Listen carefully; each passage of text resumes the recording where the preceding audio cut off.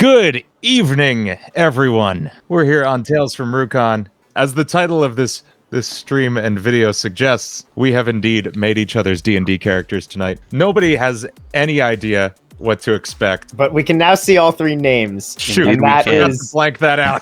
That's fine. That's fine. You were the first one to volunteer who to make a character for, so you should start. All right, I send it to you.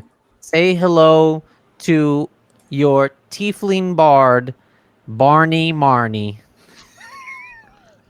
Solid name. Okay, that's pretty great. Yep. Now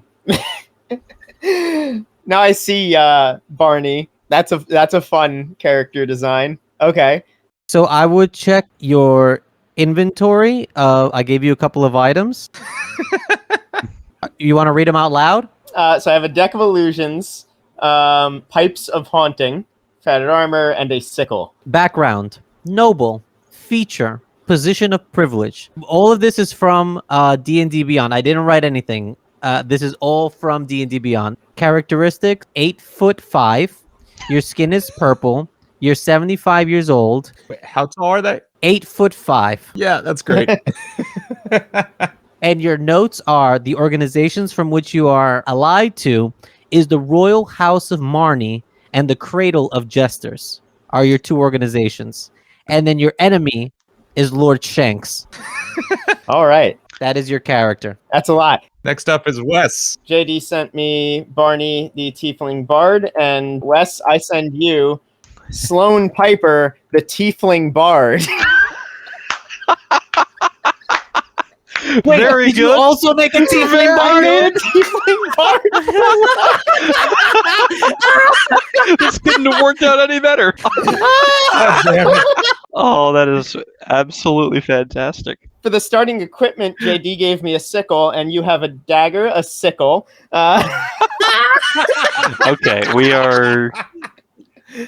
yeah, okay. I didn't go with all of that backstory and bonds or anything like that. I wanted to leave that fully up to you. Okay, so naturally we are a traveling bard troupe now, you and I. But yeah, so your instruments, you have a bagpipe. I also chose the bagpipe as an instrument you're good to play with.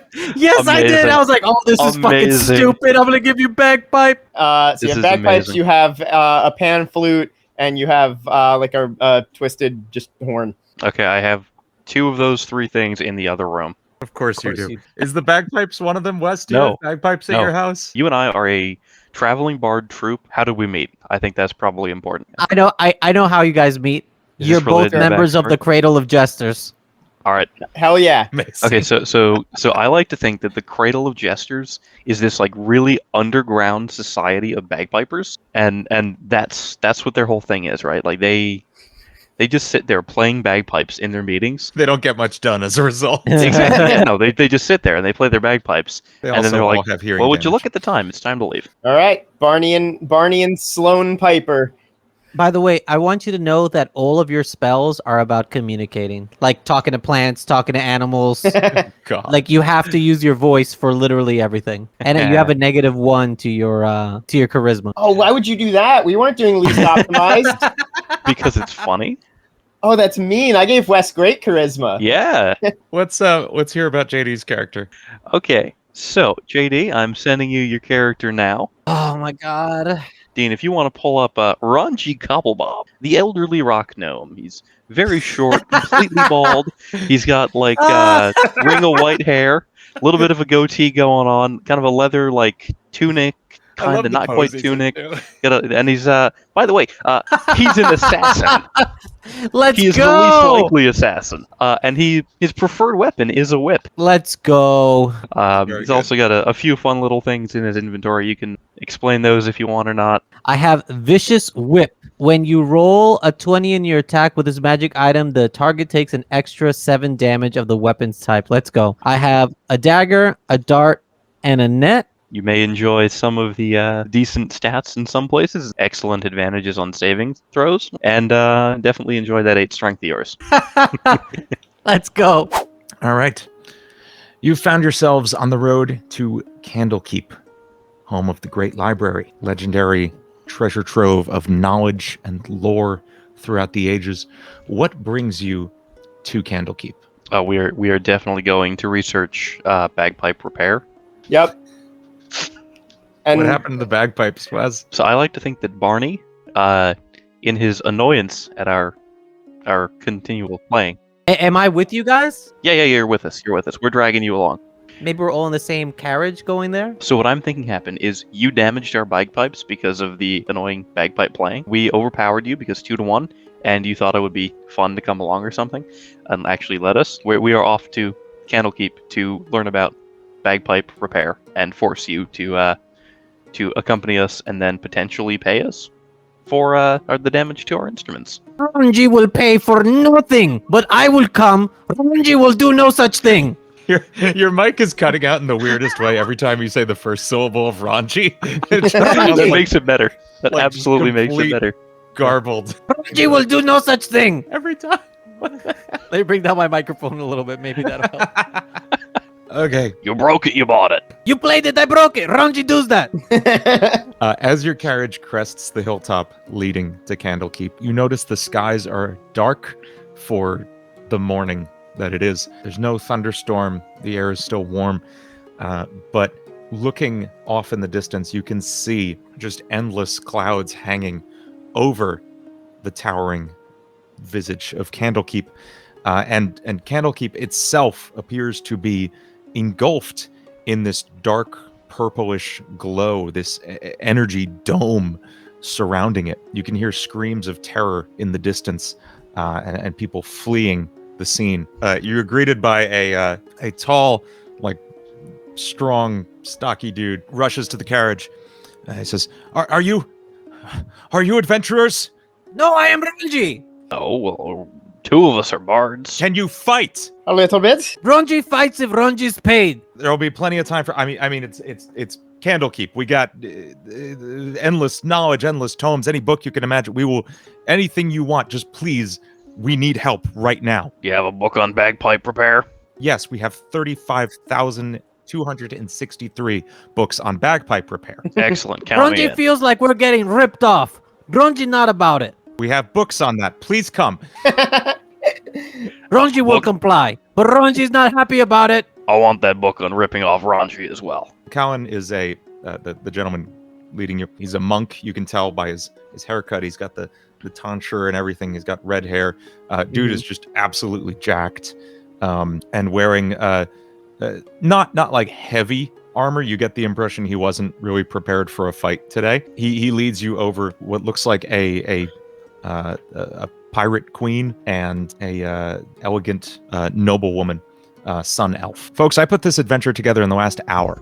That you did. I think we had our characters written before you had the adventure started. Yes, absolutely. The pirate queen speaks to you. Thank God you're here. What are your names? Sloan, I'm Ranji. Barney. Okay. One at a time?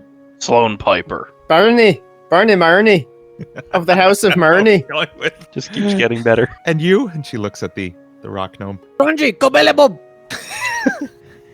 You seem like brave adventurers. We've got our forces hard at work on the dome there, but we need to get inside. I think there's another way. There are endless tunnels underneath Candlekeep, and I think I have a way in. Some of these tunnels connect out to the sea, and she gestures. Candlekeep is on a huge cliff overlooking the ocean. She gestures out to the endless sea next to you. Some of the tunnels under Candlekeep lead into the ocean.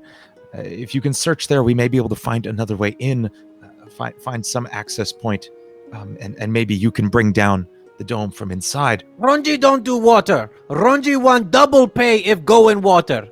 They share a look like, we didn't promise them a specific amount of pay, so sure, let's double it. She says, sure.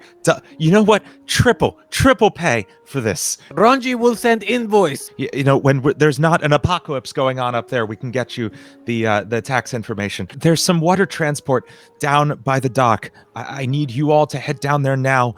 The team there will know what to do with you. Ranji will go. As I say that, I like crack my whip in the air and says, Ranji hate water, but Ranji prefer to get paid more. And then cracks my whip again. Yeah. Okay. This should make it easier. She like gestures her hand over all of you, and a shimmering light takes over, and you feel your lungs just get a little bit cooler and fuller. And can I get just like Arcana check from everybody? 5. I got 20. 17. Okay. 17. Okay. Barney, you have no fucking clue what's going on. I feel something weird in my lungs. Ranji and Sloan, you both recognize that you've just had water breathing cast on you. Cowan orders a soldier to escort you down to the docks. No boats. It's just a dock, a small hill dwarf, as well as a few other sailors who all kind of look like they're discussing something like confusedly. Ranji confused. Ranji, look for boat. Oh, there's no boat here. Did Zahira send you? Did we get her name? Nope. She, yeah, Probably. she sent us. Real pirate queen vibes? Yeah, that one, yeah. Yeah, she probably means for you to ride these. And he whistles, and 4 orca just like kind of pop out of the water. Ranji not getting paid enough for this. I have authorization to quadruple your pay, actually. So I will be sending multiple invoices. you got it. Here's the thing. I don't really know why she put us down here. We don't know how these things work. We're hill dwarfs. We're used to like hill animals. Goats. Do I have a thing? You have speaks with animals. as a There it spell. is. You do? Oh, I that's do. so good. Cool. So I am definitely going to cast Speak with Animals. Okay, what do you say to the orcas? Oh, how are you today? What the fuck, dude? Sorry, I watched the movie. Something with a little blue fish who thought she could speak to whales. I thought that was how to do it. Hi, I'm Barney.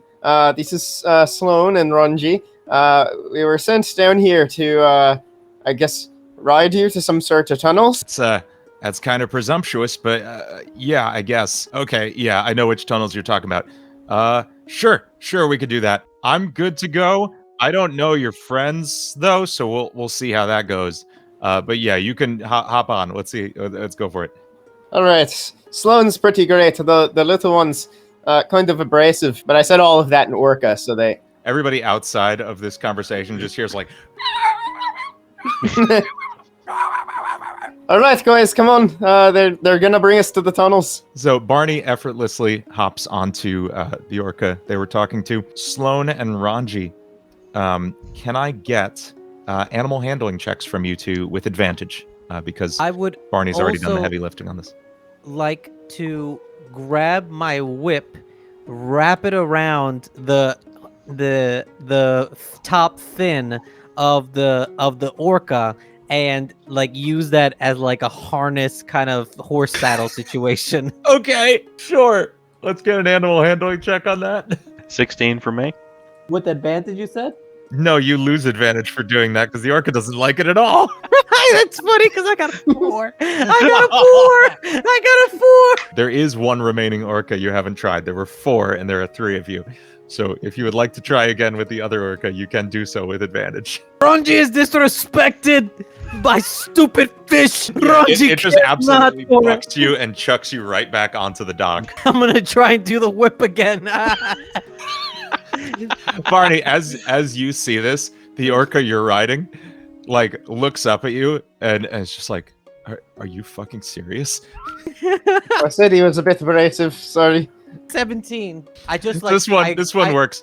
This one's a little more into it. I was As I get on it, I pat it and say, "That's a good fish. Ranji and you will be best friends now." orca sounds. What did the Orca say? The orca said, "Jeff, what the fuck?" And then your orca just goes, "I know, man." The orcas all immediately, kind of in synchronization, dive underwater with you, holding on tight. After about a minute of just diving and kind of circling the edge of the cliffside, you notice a passage into the cliff hidden behind a curtain of seaweed. You are now in a dark tunnel, and you can't see much, but you can't shake an increasingly eerie feeling. A chill, both mental and physical, settles over you. Does dark vision let me see things? Dark vision does let you see a bit better. Yes. I believe We so. all yeah. have. There you go. Cool. You see walls. It's a tunnel. They haven't really done much with the architecture down here, have they?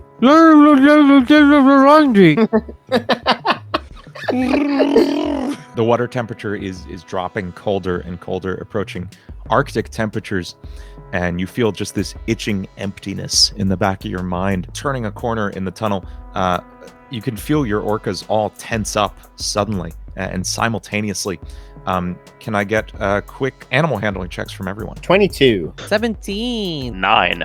Okay, Sloan, your orca just freaks the fuck out and bucks you and bolts and just like turns 180 straight out the tunnel, top speed. How far am I from Sloan? Kettering. Sloan, you're all very close together. You're all like Okay. almost within arm's reach. I know I can't whip it, but I just want to like send my whip in the direction of Sloan. Cool. I'll Okay. try and catch that. I'll say dex checks from both of you. 15. 11. Okay, cool. Yeah, you successfully throw that whip out towards Sloan. It's not too far.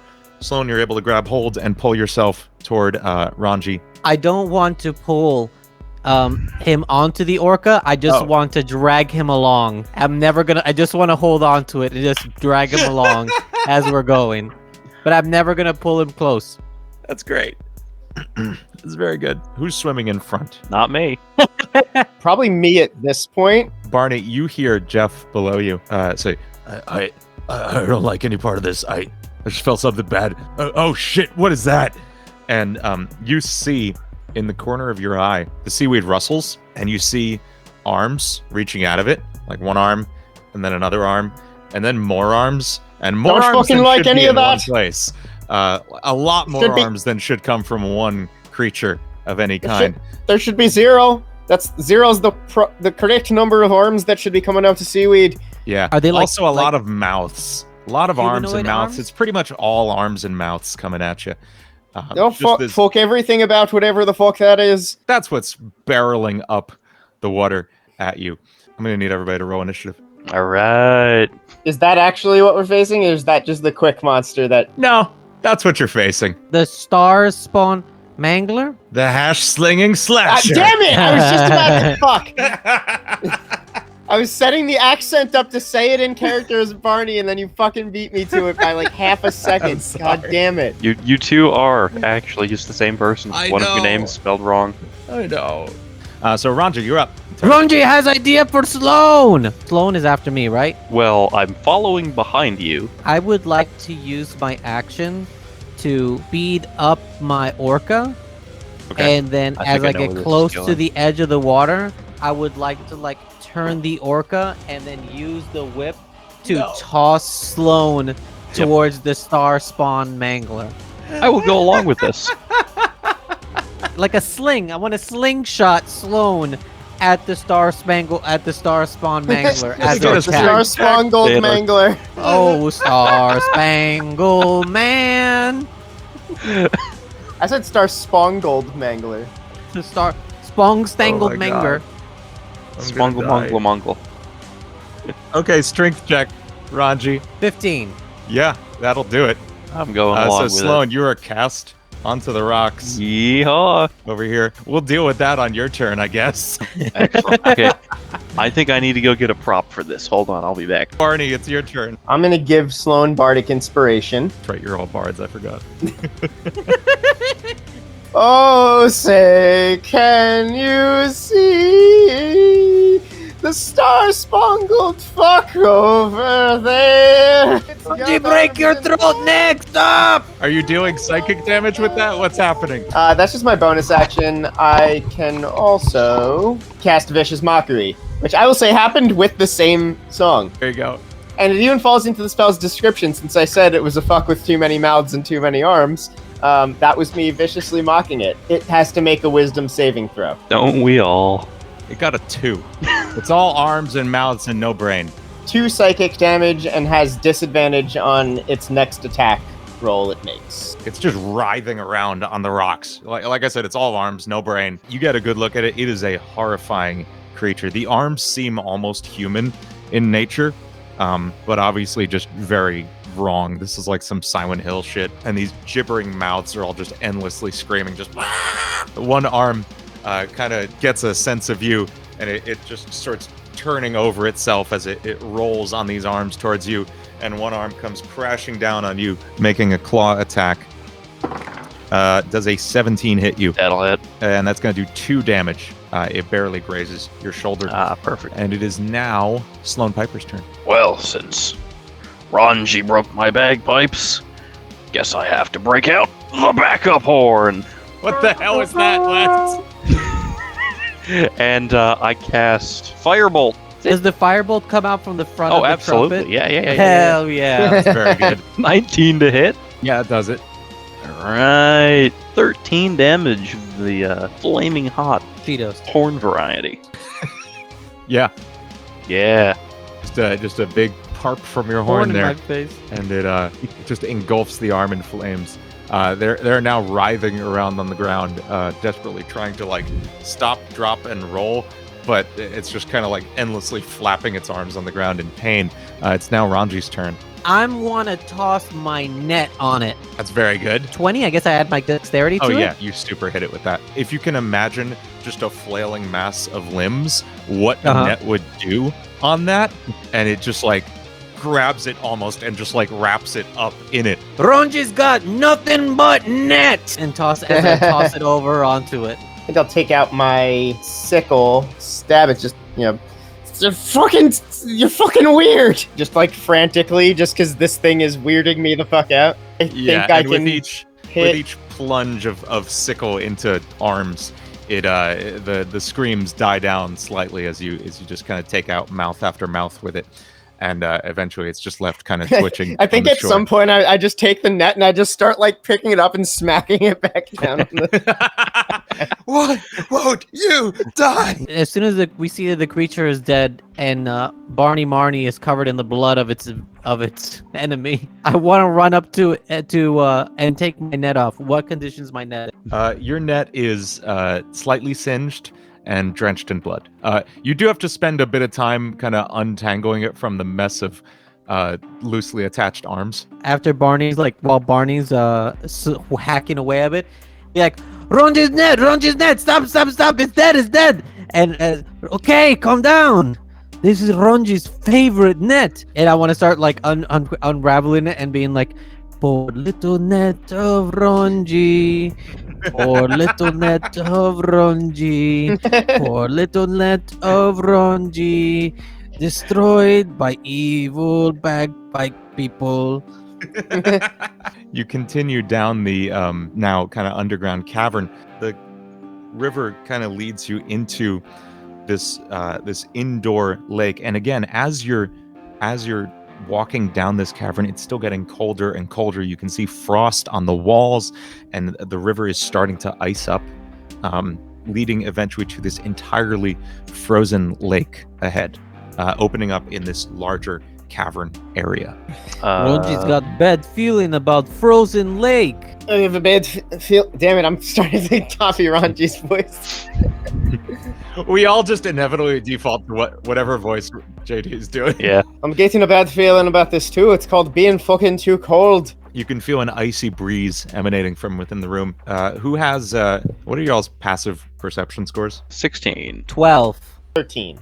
Okay, Sloane, you and only you hear a slow, raspy breathing from around the corner. Arzalric? You just hear this grumbling. Napster. How bright is it in here? It's like a glittering bright light from inside there. All right. There's a greenish tinge to the light as well. Let's keep going. Ronji wants to keep moving. Jump Yes. down that way. Yes, you go. Around the corner first, Ranji. It's safe. And I will definitely roll deception on that. I kind of gave Sloane proficiency in deception. That's a 27. Jesus Christ! Oh, I forget you're a bard. You can lie about anything. Ranji, you are convinced that Sloane has told you it's safe. Bards, man. Ronji believe bagpipe player. All right. And I'm just going to keep trudging along forward. Ranji, as you turn the corner, you find yourself in a large, open, glittering cavern. Every surface covered in slick ice with a sickening green tinge. Resting in the center, directly ahead of you, you can see what looks like floating in the air, just jaws, shimmering, half translucent jaws, and as you turn your head to kind of get a closer look at it, you can see in the distortions of the air and the reflections around, you can see make up the shape, the spectral image of a dragon. Can I get a history check from you? As you get a closer look at this dragon, you recognize from the tales you've heard of Candlekeep, this is Miriam, the sentinel worm. Oh, W-Y-R-M. Yeah, you know Miriam. I know Miriam. Good old Miriam. You would know Miriam is a silver dragon who 1,500 years ago broke into Candlekeep, intent on adding its riches to her hoard. But she was defeated by an archmage and bound into service there. The wizard passed away before Miriam served out her sentence, but the enchantment held her even after she died there. So her spirit now is forever bound to this location to protect it. You've seen the scrolls depicting it. She'll freely fly around the whole library, defending it from intruders, and it is just kind of a generally fun, happy character. But here she is both figuratively and literally frozen solid. A layer of green frost kind of clinging to the air that she occupies, floating around her, and she just stares unblinking forward. I'm gonna freeze in my tracks. Ronji is worried about this. What if we just breathe on it? Like, Ronji thinks this is a good idea. I could cast Firebolt again. I'm just gonna walk up to Miriam and start like breathing. Does not seem to have much of an effect. There maybe a little bit of ice starts to melt slightly. Ronji sees it is working. It is working. We did have a bit of a mind spike thing going on when it first got colder. Perhaps did. that's got something to do with whatever this is. Cold out here and cold in here. Both my least favorite things. I don't like the cold very much. I'm a big fan of summer. Ronji does not care what seasons you like. Ronji want to make dragon warm. Summertime. I'm gonna keep breathing on it and try to get water off. It is working a little. It's not melting the ice, but you know, it's a dragon. While he's looking around, I'm pulling out my tinder box and trying to make like a little like light and like burn a little like Okay. I'm gonna grab some I'm making tinder with and then some scraps of know what? I have a You could what is it use the called? net. Ronji does not want to burn his net, not the net. Poor little net, don't listen to Backpipe Man.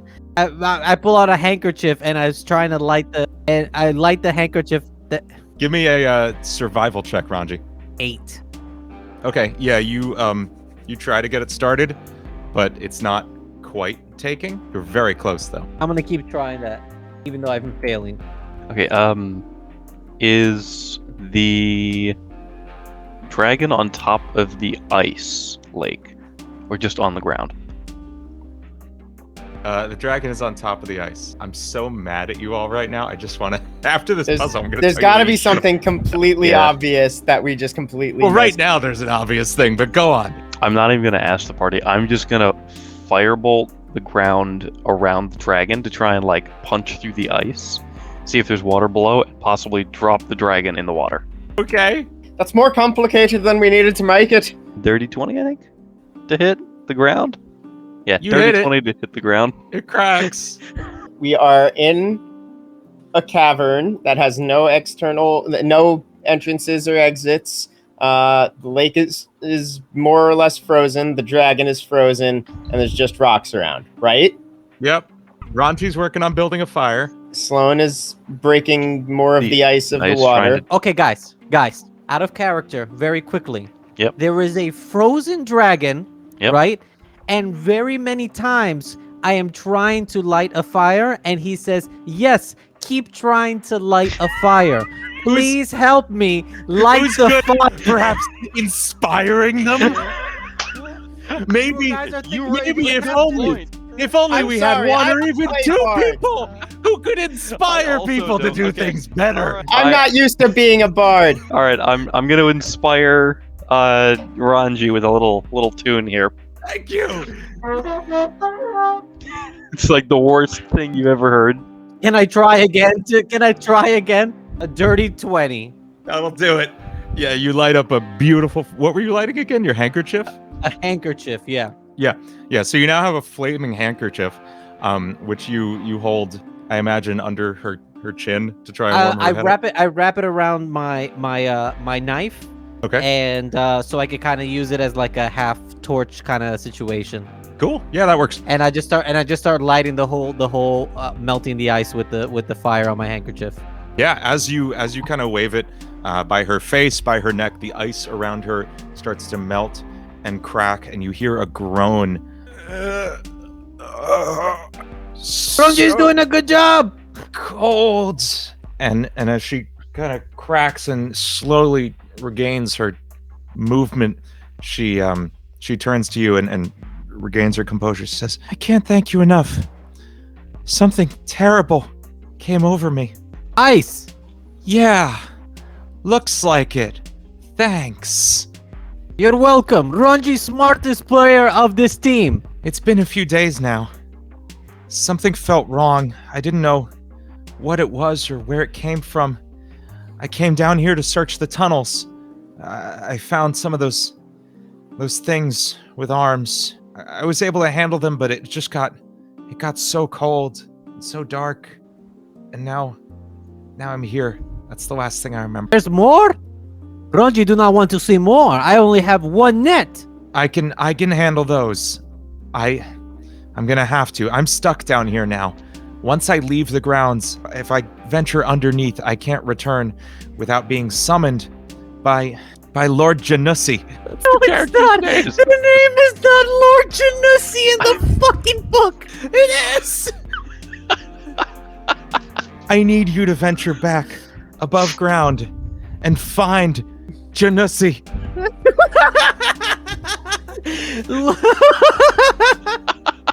So as you wrap up your conversation with Miriam, as you're getting the information that you need to go back upward and find the keeper of the tomes, the head librarian, Janussi, you hear a splashing behind you as you sense a presence behind you. You turn to look, and it's the orcas. They've returned now that the coast is clear, and you hear Jeff shout to Barney, "How's it going in here?" "Oh, Miriam, you found Miriam. Cool. Okay. We were wondering what happened." Okay. All right, so we need to find a different tunnel, it seems like, and find a way up that isn't this one. There were multiple tunnels, correct? There was just the one, but Jeff says, "Listen, we talked to Zira. They're making some progress on the dome. They think they have an idea, but they need your help. So we're gonna take you back topside and get that going." All right, great. Are we gonna go back underwater? Yes. As we're gonna go back underwater, I scream out, "Ronji on the hunt for Janussi!" as we go underwater. Ronji on the hunt for Yeah, you make your way back through the tunnel. You are pulled straight back to the surface. Ramalia, who is the sun elf that you saw earlier, dressed elegantly in robes and jewelry. "We think we have a way through that dome, but I'll be honest, none of us are willing to make use of it, and we could use some." She looks at Kellen to try and like find the words, say like some strong, worthy adventurers to undertake this task. Ronji wants quintuple pay to be. Quintuple pay it is. What was the singular pay before we decide on what is quintuple that? Significantly less than it will be. So, and she gestures as a knight next to her is nervously walking forward with this bound wooden and glass case. It's like a wooden frame with glass on all sides, but it's reinforced magic glass. You can tell there's an aura coming off of it, and inside, so you can see this sword inside, just kind of bouncing against the walls, vibrating and clattering up against its cage. I didn't know you could feed a sword coffee. This is subject number 42. It's a living blade of disaster, and we believe it can shatter the dome. You want Ronji to touch that? Well, here's the thing. The way subject 42 works is whoever opens the case, it's gonna want to stab you real good. it's gonna just come right at you, and anything it touches, it opens a hole in space to the far realm, and that's far realm energy. We believe they're connected, and we believe that hitting it with energy of the same type will cause the dome, or at least part of it, to dissipate. Ronji believes whoever is fucking with Candlekeep has little dick energy. Who wants to steal books? Ronji is confused. We believe. I forget the organization that broke into there. They had a badass name. Yeah, this is a fucking band name right here. We believe the individuals to blame are the Tenebrous Creed. I think we've played a gig against those guys. They've heard the call of the Elder Evil, Father Liebig, with 2 L's. They seek to free him. 2 L's, that motherfucker. I know, it's the source of his power. Ronji finds this unnecessary. We just need you to open that dome with this sword. And the soldier just kind of puts it on the ground in front of you, and they both back away really fast. The clattering in the box stops, and the sword notices you. You can't tell how you know this, but it sees you. It's turned towards you. You hear a voice from inside the box kind of resonating around the glass, just like, "Hello, I am subject number 42. Can I kill you? Ronji does not wish to die today. I wish to stab you and open a portal to the far realm, using your body as a conduit to the endless waves of darkness. As I penetrate your sternum, I will rend open the fabric of space and time." Ronji has idea, guys. We need to take the box to Miriam. oh God, what? Miriam is not alive. And if it stabs whoever opens the box, it would literally stab a ghost. Ramalia is like 5 feet away from you. She's like, the dome is right there. We need you to hit that with that. Yeah, we got that, but you said that if we do that, it's gonna stab me. I don't know. You could try something. This is what I'm trying, Mamma Mia. Wait. Mommy, please. Wait. I have an idea. It stabs whatever opens it. But what if whatever opens it isn't really there? So what if we put it right in front of the dome, and then I open it with Mage Hand, but I also put an illusion of myself opening it there. That's a good idea. Ronji's okay with that. I like this plan. I get to stab you. Yup, you get to stab me. For sure, Yes. me. Alright, we're gonna bring the cage over to the dome then. And, like, right the fuck in front of it. I'm gonna back away. And then I'm gonna... Wait, do I actually have an illusion thing? I thought I did. Oh, I have a deck of illusions. That's it. The thing Jaydee gave me.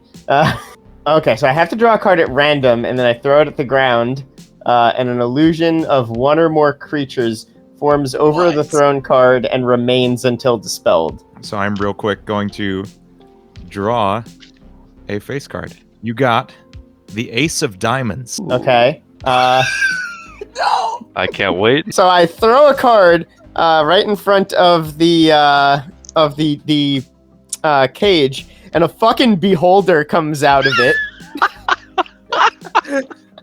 The townspeople freak the fuck out and run, and the As soldiers they all should. draw their swords. As the beholder Fuck, that thing's fucking convincing. I haven't done that before. just kind of pops out of the ground. It's just floating there, writhing. Just, And then I'm gonna make it seem like one of its eye tendrils is grabbing the door of the cage, and That's I'm very good. gonna cast Mage Hand, yep, it's reaching to- down.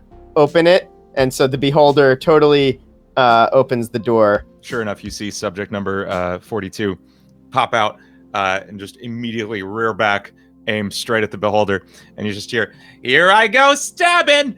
and fly straight into the beholder, passing straight through the illusion, crashing into the dome, and just immediately shattering a good 50 feet in every direction. This is an enormous dome, so it's still just kind of a tiny chunk of it, but Like when they Just- open the walls to Wakanda. literally exactly what I was about to say. Perfect. Exactly what I'm picturing. It doesn't seem to be closing back in or anything, though. You seem like you've made permanent headway here. The sword crashes into it, shatters, falls to the ground, but starts to kind of writhe around a little bit and says, I didn't I didn't get to stab. That wasn't fun. What did you do? And it hovers back up, and it's scanning around, looking for you three. And I whip it. No. Dun dun. Whip it good. I'm gonna grab my net and I'm gonna toss my net on the sword. Ah! Yes. Yes. Go for it. It's netting time, says Ronji. Out loud. I would prefer stabbing time. Oh, let go. Nothing but net. I got a nat 20. Yes! Very nice. Absolutely. Yeah, you toss the net with just like effortless grace.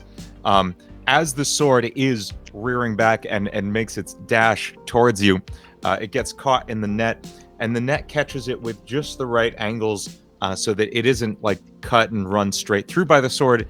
It is just like truly tangled up in it.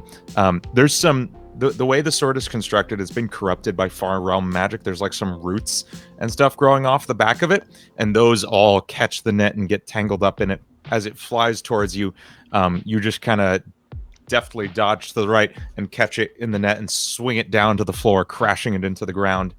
Can I do a dexterity throw to see if I can get it back in the box? Absolutely. That's what I was going to ask for next. Go for it.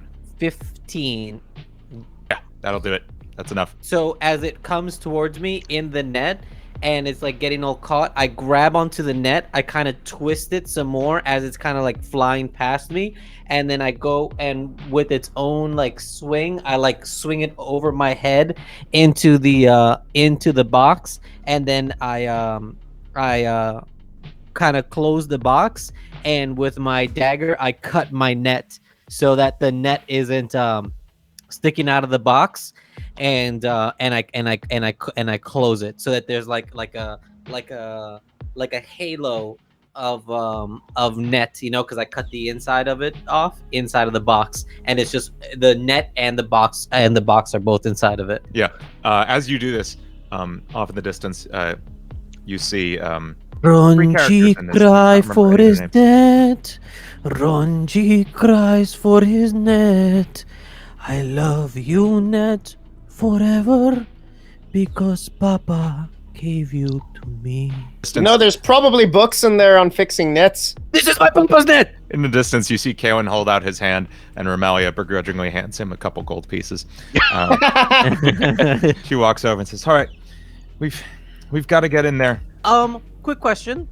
How Yeah. big is this box? Let's see. The sword is like this big, so the box is like, I'll say, about 4 feet long and a foot in each of the other dimensions. Okay, I would like to bring the box along with us. Sure. If you could help. Yeah. Yes. And she snaps her fingers, and another soldier comes along and grabs the box to carry for you. Off say to that- defeat Creed with my net wide open. I thought they were the Bards. Okay, let's go. We need to make our way to the Emerald Door. You make your way across the main courtyard once you're inside the actual building towards the Emerald Door, the main entrance to the Great Library. Oh, while we're walking over, can I talk to Sloan really quickly? Sloan, Ronji Yeah. has idea. Oh. When we get to where Creed is, tell them we bring them gift, and let them open gift as we surrender Candlekeep. Oh. Does that sound good? You talk. You sly. I'll do the You talking. sly motherfucker. You.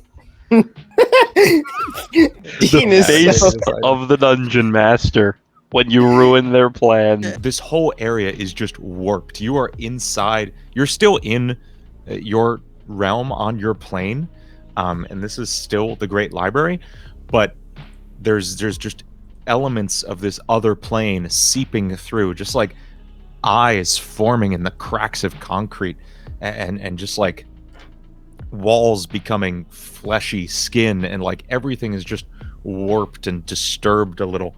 Tentacles just kind of seeping out from the ground, grabbing at you. It's Oblivion. It is Oblivion, yeah.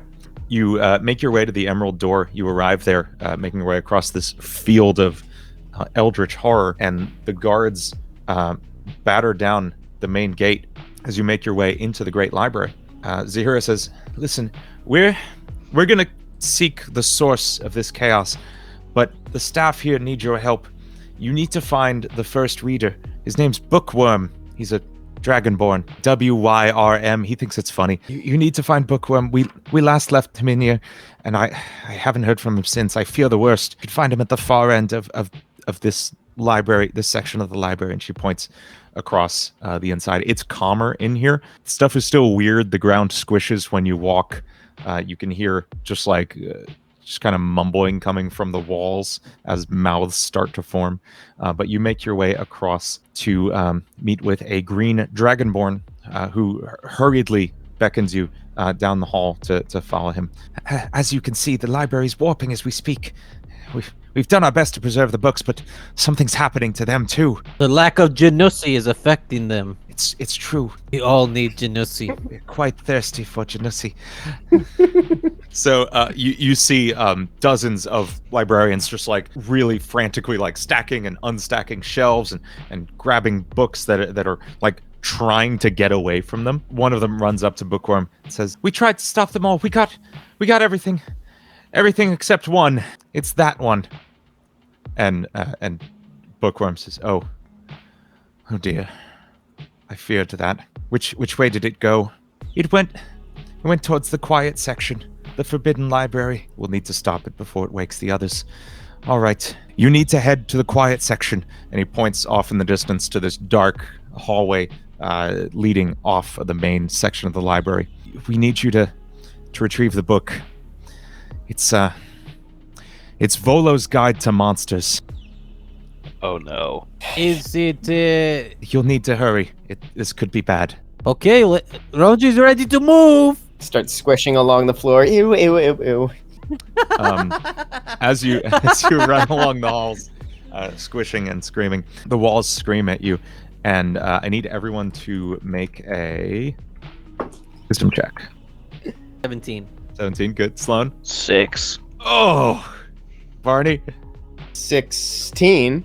Okay. Yeah, Ranji and Barney, you both, your eyesight blurs and flashes black a couple times as the endless gibbering from the walls starts to get to you, but you manage to overcome it. Sloan, you do not. You take 3 psychic damage. You see in front of you just this horrific humanoid creature, this eyeless, wrinkled beast staring at you and only you, Sloan. Stands right in front of you. What do you do? Can I see it? It is making it. No one else can see it. It is making a move towards you. It looks hostile, Sloan. Draw my dagger and my sickle, and get ready to hit it when it gets in range. Okay, it is in range. It is right in front of you. Okay, I'm gonna stab it. Okay, make an attack roll. 15 to hit. Yeah. Okay, Barney, what's your AC? Fuck. 12. Yeah. Roll damage, Sloan. Well, good news. It was only a 3 out of 4. Okay, good. Barney, you take 3 damage from this attack. Oh, Sloan, what the fuck? Do I understand that? Make a wisdom save. I'm really glad I didn't metagame and be like, don't forget, you have the box. Oh God! Oh dear. Just TPK right there. Yep. 21 wisdom save.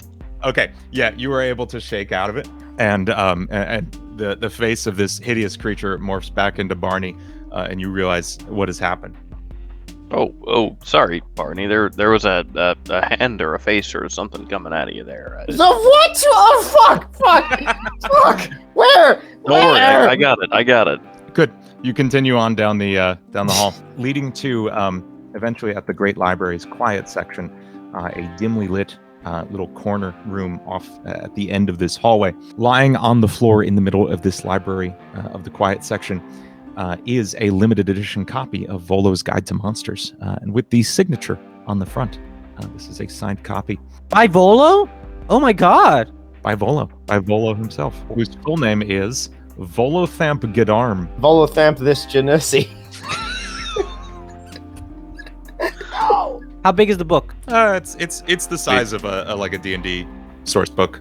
I want to grab my whip and I want to like whip around the around the The book. Yeah. Okay. Yeah. As your whip makes contact, the book snaps open just suddenly out of nowhere, and the room darkens a little bit as a shadowy hand flecked with dots of light reaches out from the pages, and a humanoid figure stretches out from inside it, made of a starry substance resembling the night sky. You can see. Nope, that's not where fucking people are supposed to come from. It in its starry visage, you can make out a curly little mustache, a frilly collar, and a floppy hat, and you realize this is a twisted imitation of Volo himself, the renowned traveler and storyteller. And as he steps forward, brandishing a starry sword, just this massive furred arm crashes out, a claw grabs onto the floor and pulls out an entire owlbear made of the same starry substance. And they both make their way toward you. Excuse me, Mr. Volo. I'm a longtime fan of yours. Could I have your autograph? Ranji doesn't believe this is the right Volo. The owlbear lunges forward at Ranji. I don't even need to look. I'm sorry. Uh-oh. I don't need to look up the owlbear's plus to hit because the owlbear rolled a natural 20. Awesome. Goodbye, Ranji. Oh, buddy. That's some damage. 16 damage. Is it half of my overall or half of what I have going into the fight? For stunning? Half of your overall. We should have taken a short rest. Sure, should have. It is now Volo's turn, who is going to lunge towards Sloane and does a 13 hit. Yep. Okay, that's going to be 8 damage. It's now Ranji's turn. Okay, are you ready for this? Almost definitely not. I want to wrap my whip around the owlbear's throat and like get on the back of the owlbear. Hell yeah. I'm going to get a strength check. Should it be dex to get on top of the bear first? Okay. So more of like a deftly dodging around rather than just like forcing yourself up. Okay, that makes sense. Yeah. Dirty 20. Oh yeah, that beats it. Okay. So after it like lands on like comes to swipe at me, I take my whip out, wrap it around its neck, and then just kind of like do like 2 kicks off of its leg onto the back of it, and and at this point, for me to do any type of damage, I'll be down to do like strength checks to like kind of like choke the bear out. Absolutely, yeah, go for it. And it's a weird sensation as you pull yourself up. It is not like super corporeal. You are sitting on what looks like outer space or Sick. the night I'm sky, riding the basically. stars. Yeah. Ranji's riding the stars. Does a 16 hit? Yes. All right. What do you want me to roll for damage? Like, do you have whip damage? I do have whip damage. You may have whip damage, but do you have nay, Dan? I just took some psychic damage. 10 damage. Sweet. So Okay, I just, as I'm on there, I have both of my feet on its back, and I'm just like choking it out like this on its Yeah, back. absolutely. As you tighten that whip around it, you can see the space distorting as you choke this almost spectral creature. It is now Barney's turn. I'm trying to think what stupid thing I can sing to give Barney inspiration. I'm gonna start playing the bagpipes and then stop. Thank the Lord, Ranji doesn't have to hear it again. And then for my action, yeah, I guess that's all I got. I'm gonna take out the sickle and charge Volo.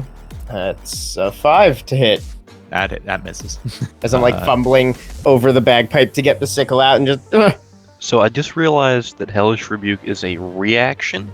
Can I retroactively apply that to him hitting me earlier? I'll allow that. Well, he can take 3d10 worth of damage. What? In the fire. 3d10 fire damage? Yes, that will be 18 fire damage. Hell yeah. Okay. As you're, what do you do? Yeah, it hurt. Just point at him and just fire shoots from my fingertip, and he just Nice. hits him Yeah, and he surrounds bursts him. into flame as he's Yeah. digging into you with his weapon. It is now your. So that happened back then. It is now your actual turn. So now I can hit him with my dagger again. And by hit him, I mean probably miss him with a 17, actually. That's not That bad. hits. All right. Yeah, max damage. Oh, God. 4. Yes. That's it. 4. 4. That's all. You stab into him, and some of that scar stuff just kind of flickers off of him, and he staggers backwards, and then readies his stance again. It is back around to the owlbear, who is going to. Can I get a strength check from Ranchi? Yeah. Oh, Was that bad or good? well, you have a 1 in 20 chance of tying. Shit. I shall use cutting words. Oh, wait. I could use my inspiration. Both of those things can happen. Okay, so you have cutting words, so that's I roll 1d8. You can subtract 6 from that. okay. And I have 18. Oh, yes. Wow. Let's go. Okay. So I swear to God, that owlbear critted 2 turns in a row. Like he critted when he hit you, and he critted again on this strength check. But just as he was rearing up to just cast Ranji down, like bash into the floor and throw Ranji forward, Ranji felt it going and just kind of like got an arm under its neck and managed to hold on tight as it bashed into the floor. So it just kind of burned its action trying to shake you and couldn't manage it. It's now Volo's turn, and Volo is going to turn to Barney with its other hand. Just whips a dagger out, Fuck. goes for a slice at you. Does a 15 hit? 15 hits. Okay. That is 2 damage. Ow, Hellish Rebuke. You have Hellish Rebuke too? It's a tiefling It's- thing. It's a so tiefling good. thing. It's so good. 18 damage. Yeah, super good. This flame wave bursts forward, and Volus, this fake Volo's form, just kind of burns away with it as you hear this otherworldly shriek as the darkness and stars just kind of wisp away into the air. And as this happens, the owlbear, Ranji, you suddenly hit the floor as the owlbear just kind of dissipates out from under you. And the book, which was open and just kind of like shuddering on the floor, slams shut and then calmly just drops to the floor. The glow that was kind of around it before has now faded entirely, and it appears to be just a normal book. I will go pick it up. Let's go. Ranji is the greatest owl bear fighter of all time. Before Sloan can pick it up, Barney just picks up the book and just starts smashing it against the table. Why won't you die? Nothing happens. You make your way back unharmed. Now that you're aware of the treachery of that hallway that led you this way, especially you, Sloan.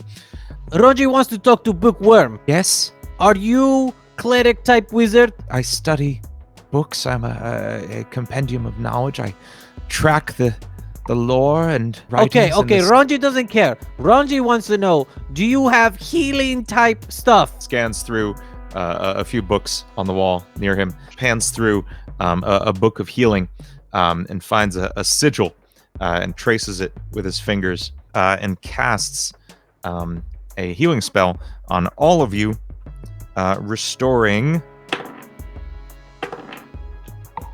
16 health to each of you. Hey, Ranji appreciates Bookworm. Yes. And he like is barely paying attention to you and just like back at his books already.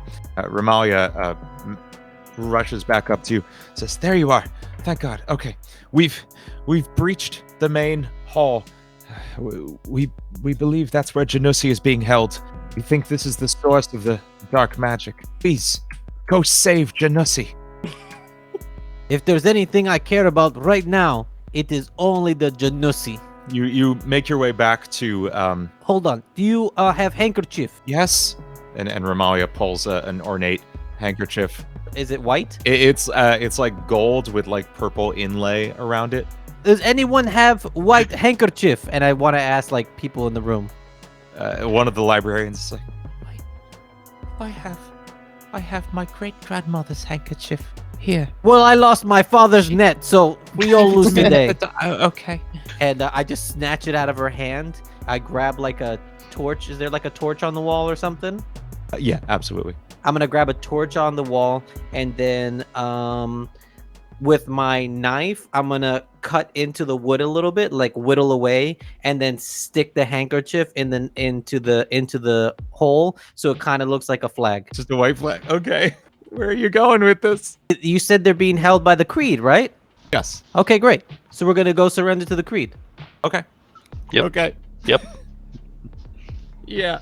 Yeah, so their Kellen's siege weapons are just crashing up against the main gate of the great central tower of the great library, the central tower known as Exaltation. They are just blasting down the gate. They finally manage, with an earth-splitting crack, the doors fall. You and the rest of the soldiers stream into the main hall. Hordes of Far Realm monsters, Tenebrous Creed cultists, everyone just immediately engaging in massive combat. Kalen's forces try their best to clear a path through the center for you. I want to grab the white flag and run through and be like, "We surrender! We surrender!" Give me a performance check. Performance. I have a +5 in performance. Who Yeah. the fuck Not gave even me a this? bard. Yeah. I gave gotta- you some useful stuff. I got a 22 in performance. You got a 22 for that performance? Yes. Okay, yeah, absolutely. On the balcony above you, a single red-robed man with this ornate inscription all along his crimson outfit lowers his helmet, lowers his hood. And just shouts, "Halt!" with this booming, explosive voice that just instantly causes all creatures in the room to just turn and look at him. "You come bearing the signs of surrender?" I will cast thaumaturgy on myself and make my voice huge. Yes, we can't do this. We surrender, and we have a gift for Come you. with me at once. He's up on a high balcony, and he like really awkwardly hurries down the stairs around, and it's a long spiral staircase. I was really hoping he was gonna Magneto lower himself off of the thing. That would have been better. No, he didn't think of that. He totally has the magic too. He thinks of it on the way down the stairs. He's like, shit, and just runs down this awkward staircase. And as he does, it takes long enough that like people start to like murmur and talk. He gets to the bottom and he just shouts again, "Silence! You will come with me to seek the Great Master." Yes, we will, and we have a present for him. It is in this box. Roll deception. 18. Wait. I have inspiration. 22. Yeah, he's into it. The cultist leader leads you under the balcony is an entrance to this inner sanctum of Exaltation, where you can just hear this immense crackling of energy and the horrors that you've heard all throughout this building are just like overwhelming inside. You're led down this dark hall, and it just becomes almost infinitely black, no light whatsoever leading down this hallway before you're led into a room with just a dim purple glow. In the center, this almost like a tiny version of the dome that surrounded Candlekeep as you entered, now a little bigger than a person, and you can see faint shadows all around the room, around these destroyed bookshelves and bookcases. The cultist leader in front of you walks forward and then kneels and like looks back at you like, We "Down, kneel? get down." Progeny kneels for nobody. Well, Oh, I'm sorry. We are surrendering. My bad. I forgot. The cultist in front of you says, "Oh, great Father Lemic, we come bearing surrendered enemies who bring gifts to your greatness." And the central floating shadow, which is it's just kind of a shapeless, flowing, dark mass in the air. You just hear this voice, "My child, What have you brought me? Bring them forth. And he cautiously raises to his knees and gestures you forward.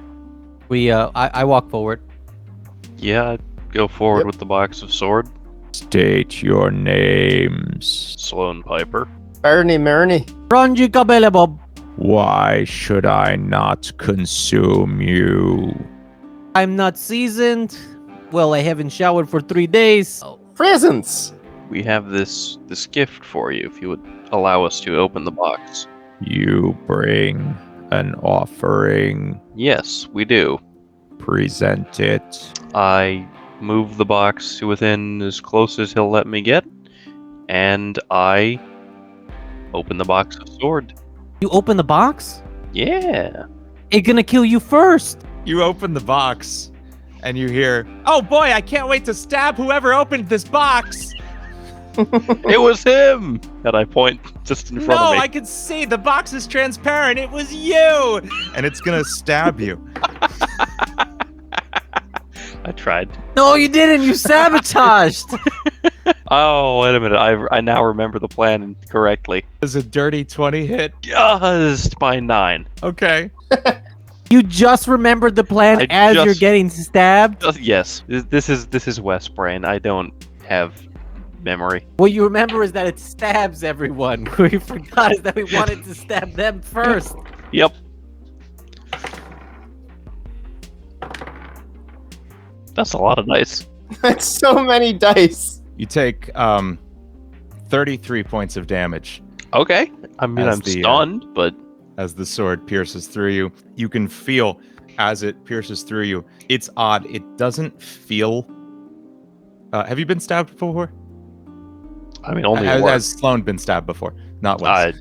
I don't want to yeah. know if Wes has been stabbed before. I feel like the Yeah. answer is weirdly probably yes, Oh, but only yes, depending on what you count as stabbing. But yeah, with your own uh, tools, I imagine yes. yes. Um, Sloan has, yes, but not to this extent. Okay, yeah, it doesn't feel like the normal piercing of a blade. It feels like part of you is just missing now.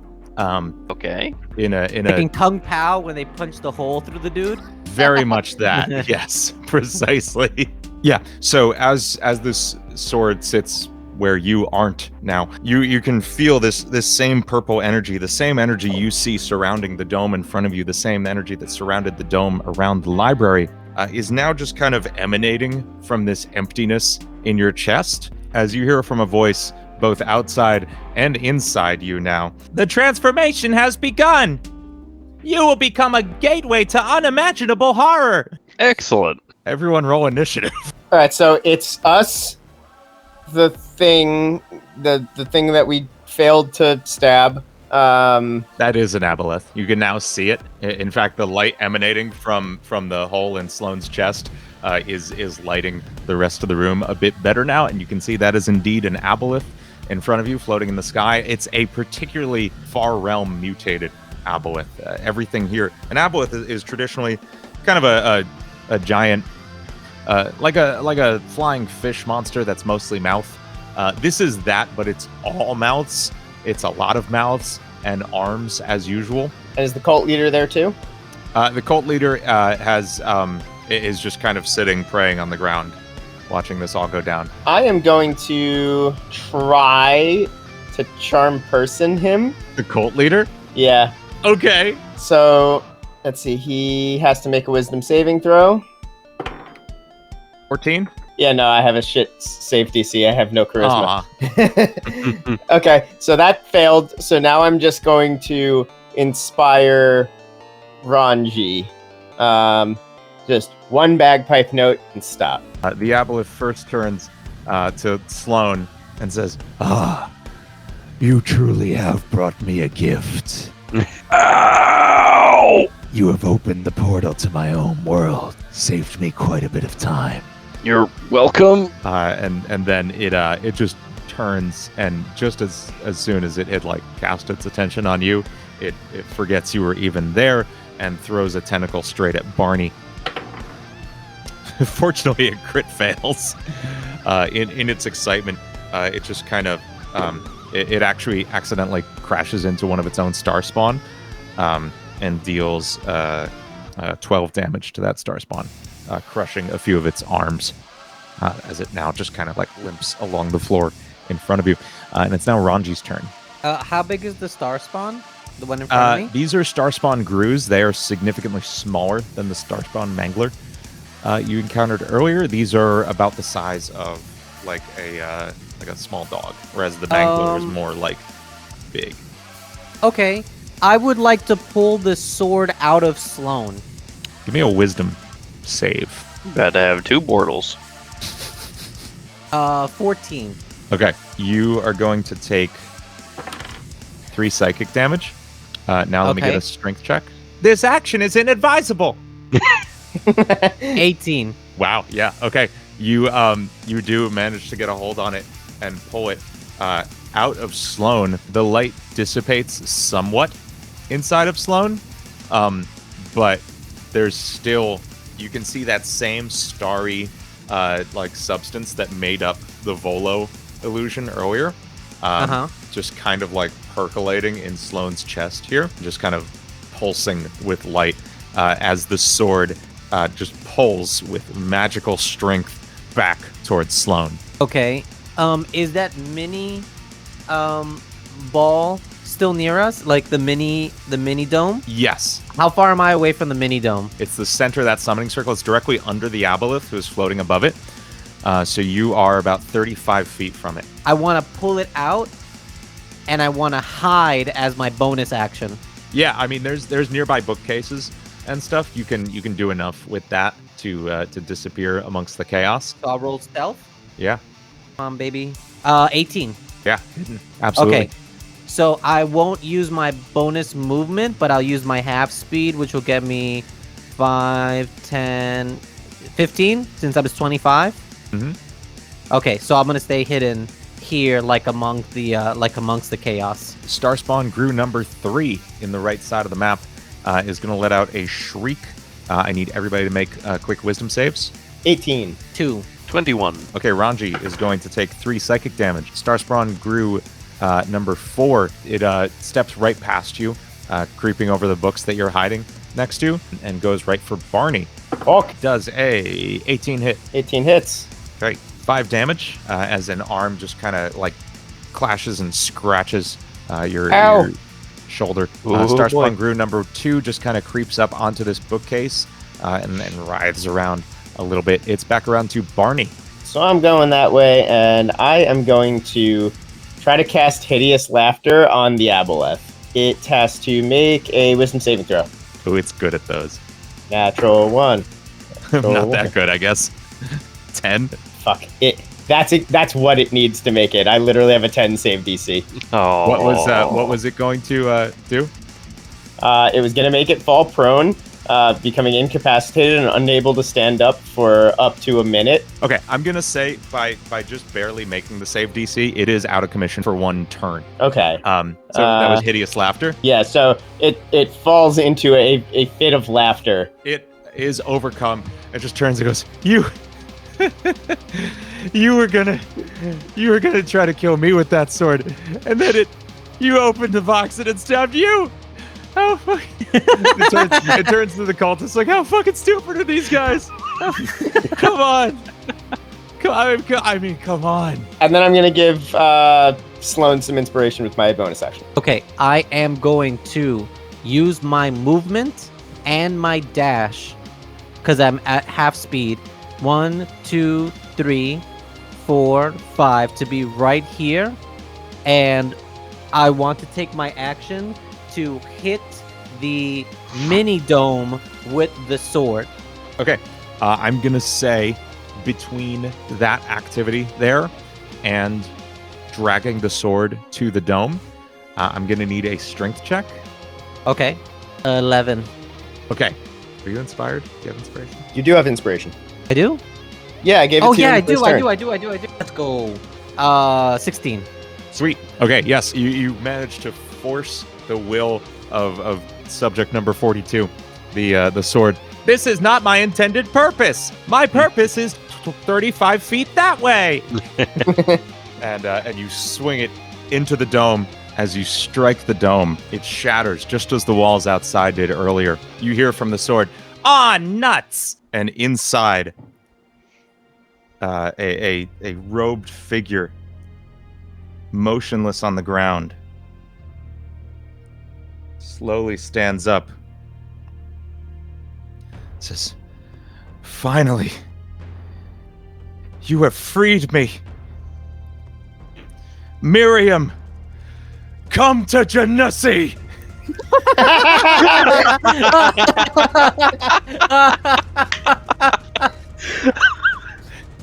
And as he screams this forth, from the floor you hear this resounding rumbling, this crystalline hum, as through the floor comes the spectral form of Miriam, the sentinel worm, rising forth, flying into the air. And as she does, just as she clears above you, just as her head clears above you, her body still surrounding you, she lets out a shriek, and her spectral frozen breath erupts forth into the sky, freezing the Aboleth solid in the air. She circles the room, freezing the remaining star spawn and the cultists, just absolutely laying waste to the area. Janussi himself casting fire spells left and right to finish off the remaining aberrations around the area. And you watch as the chaos, the tide slowly turns in the war around you, as Miriam and Janussi make quick work of the forces invading. You can feel, as this spell was broken, as the Aboleth was destroyed, normalcy seeping back in to the room. Even the hole in Sloane's chest begins to close, and Sloane, you feel whole again. The noise calms down. You still hear battle in the distance, but as Miriam kind of spectrally flies through the wall, you hear the tide turning in that room as well. And it begins to quiet down before you slowly begin to hear waves of celebration erupting out in far-off rooms. And the figure on the floor turns to you. He says, "Thank you for freeing me. That beast has held me here for days. Was forced to watch, powerless, as he engulfed my prized Candlekeep library. Don't know how we can thank you. We are forever indebted to your service." Progeny was promised 10 times the normal price. I will be sending you invoice. 10 times, I see. Yes, 10 times. I'd settle for a bagpipe repair book. I can give you 10 or 20 bagpipe repair books. We were told there'd be 35,000. Yes, but most of them are honestly pretty shit. I think this is going to be a very nice vacation now. The walls aren't screaming at me anymore. From the side, I cast thaumaturgy, and just throw my voice across the room. Janussi jumps in fear. Barney temporarily turns into Murdoch and just goes, "Oh, fireball!" And Barney catches his... Do you actually cast Fireball? No, I don't have fireball. Okay. Because like casting Fireball in a library is a terrible idea. Yeah, you are thanked and paid handsomely for your services. May I do a quick epilogue really quickly? Of course. Rodney holds the blade in his hand. He looks at it as returned to being a normal blade, and as he starts to swing it around his hand, the same light, the same star nighttime engulfs the entire blade, and it disappears out of his hand. Also, as you're swinging it, it goes... vroom, vroom. It's just making those noises with its voice. Gotcha. I gotta leave now. Bye. And just disappeared.